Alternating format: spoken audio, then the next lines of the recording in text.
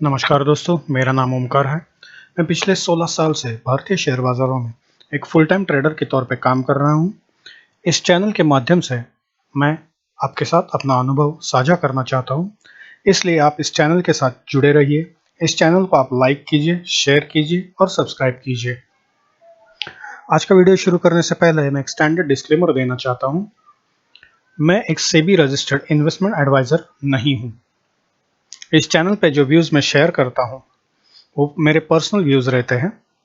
अगर इन व्यूज़ को फॉलो करके किसी भी व्यक्ति को अगर नफ़ा या नुकसान होता है तो उसके लिए मैं या मेरा चैनल जिम्मेदार नहीं है।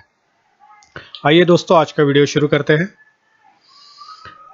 कल के ट्रेडिंग के लिए मैंने पहला स्टॉक चुना है सिप्ला। ये स्टॉक हमने कल भी कवर किया था। कल मैंने बताया था कि 902 या 3 का लेवल इसके लिए इम्पोर्टेंट रहेगा। हालांकि उसने वो स्तर छुआ तो नहीं है। ये आज के ट्रेडिंग सेशन में ओपन हुआ, ऊपर की तरफ गया, दिन भर ऊपर ही रहा, बाद में थोड़ा सा नीचे रिट्रेस किया और 926-27 के आसपास बंद हुआ है। मैंने जो टारगेट कल के लिए दिए थे 910 और 915 के आसपास में, वो इसने दोनों अचीव किए, ओवर अचीव किए। देखते हैं कल के ट्रेडिंग सेशन के लिए कौन से इंपॉर्टेंट लेवल्स निकल के आ रहे हैं।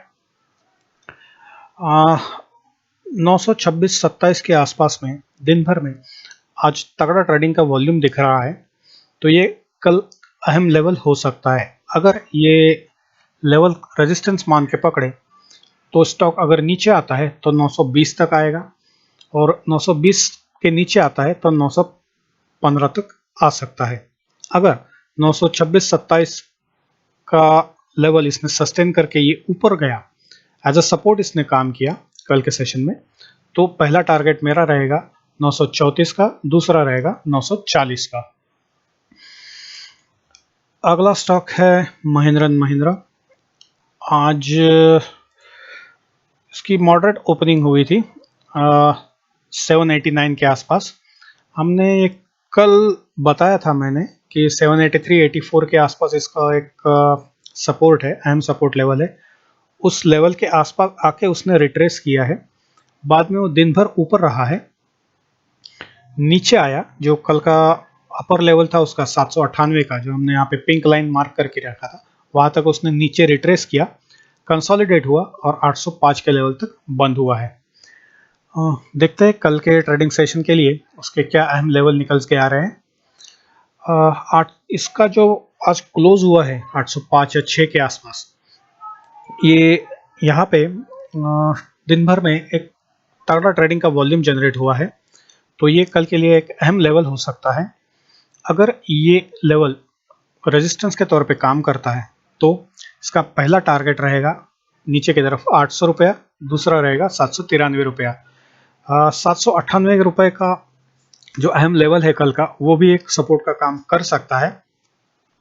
देखते हैं कल क्या होता है। अगर ये 805-6 का लेवल एज अ सपोर्ट के तौर पे काम करता है तो स्टॉक ऊपर जाएगा।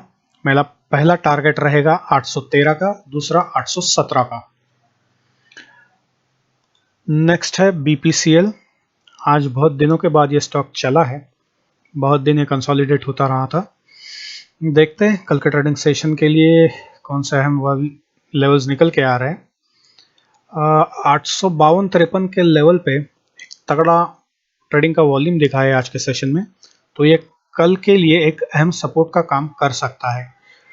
अगर ये स्टॉक नीचे आता है तो पहला सपोर्ट रहेगा 452 या 53 पे, अगर ये तोड़ता है तो 450, अगर वो भी तोड़ के नीचे आता है तो 444-45 तक ये नीचे आ सकता है।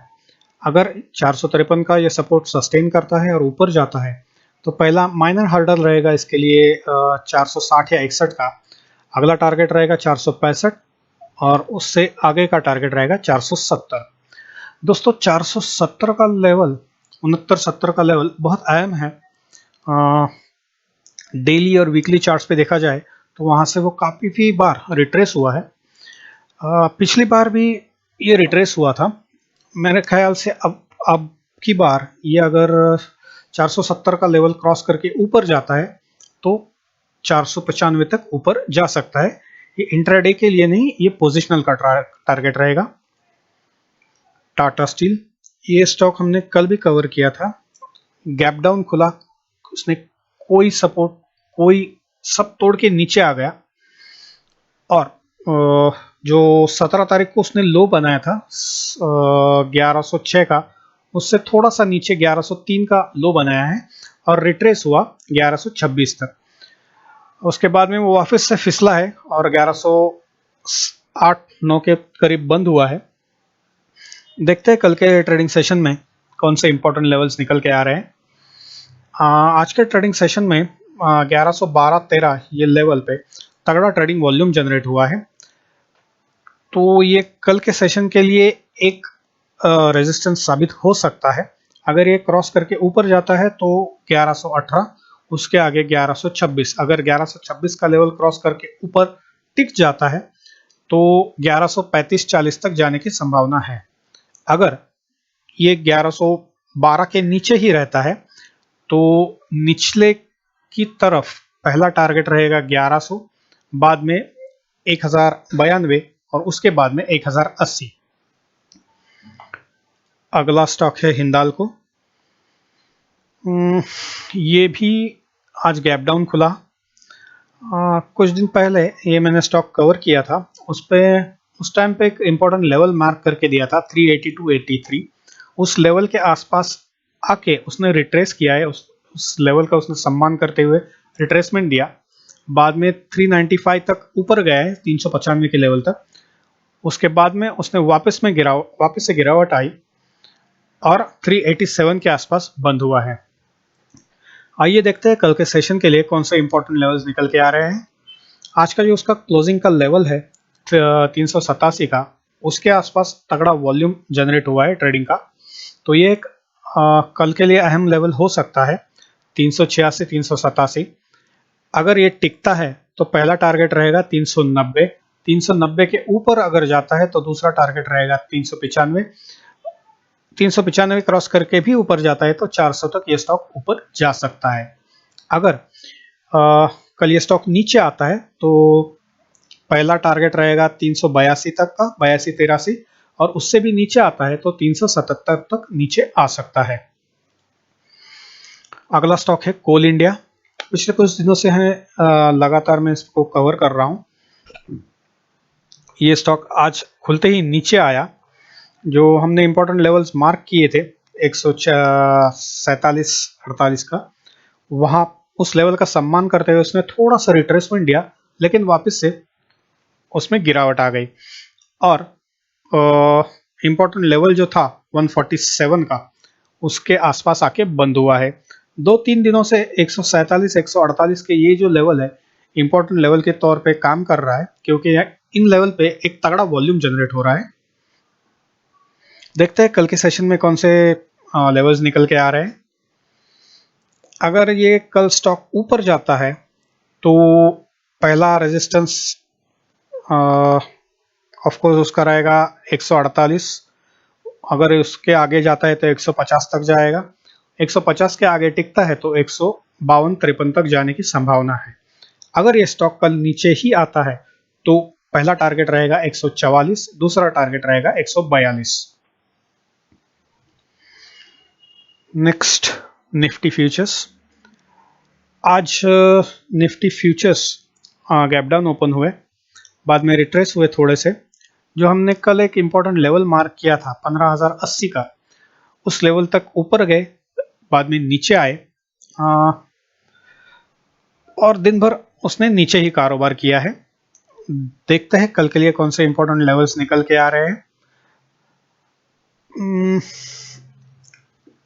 अगर कल निफ्टी ऊपर जाता है तो पहला रेजिस्टेंस रहेगा 14,980 का, दूसरा रहेगा 15,000 का, तीसरा रहेगा 15,081 या 15,100 का।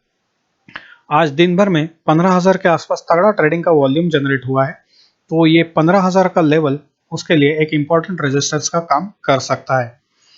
मैंने कल भी बताया था कि अगर कल निफ्टी नीचे, आज के सेशन में नीचे निफ्टी आता है तो ये जो गैप क्रिएट किया है वो फिलअप करने की कोशिश करेगा। उसने ऐसा ही किया, थोड़ा और नीचे आया वापस पे ऊपर जाके थोड़ा सा बंद हुआ है। अगर कल के ट्रेडिंग के सेशन में निफ्टी नीचे आता है तो उसका नीचे आ सकता है 14,880, 14,850, 14,830 इन लेवल तक नीचे आ सकता है। देखते हैं कल के सेशन में क्या क्या होता है। बैंक निफ्टी आज ये ओपन हुआ और हमने जो इम्पोर्टेंट लेवल मार्क किया था 33,900 का, वहां तक गया, रिट्रेस हुआ, दिन भर में वो नीचे ही रहा है। आइए देखते हैं कल के लिए कौन से इम्पोर्टेंट लेवल्स निकल के आ रहे हैं। आज दिन भर में 33,800 के आसपास तगड़ा वॉल्यूम जनरेट हुआ है, तो मेरे ख्याल से ये कल के लिए एक रेजिस्टेंस का काम कर सकता है अगर बैंक निफ्टी ऊपर खुलता है तो। और इम्पोर्टेंट लेवल्स है 33,700 का, 33,600 का। ये दोनों लेवल्स मतलब 33,600, 33,700, 33,800 इन लेवल पे बैंक निफ्टी को तगड़ा रेजिस्टेंस फेस हो सकता है। अगर ये ऊपर जाता है तो 33,900 और 34,000 का रेजिस्टेंस फेस करेगा। अगर बैंक निफ्टी नीचे आता है कल के सेशन में तो उसका पहला सपोर्ट रहेगा 33,200, दूसरा रहेगा 33,120 या 30 के आसपास, वो भी तोड़ता है तो उसका अगला सपोर्ट रहेगा 32,840 का। देखते हैं कल के सेशन में क्या क्या होता है। आज के वीडियो में बस इतना ही।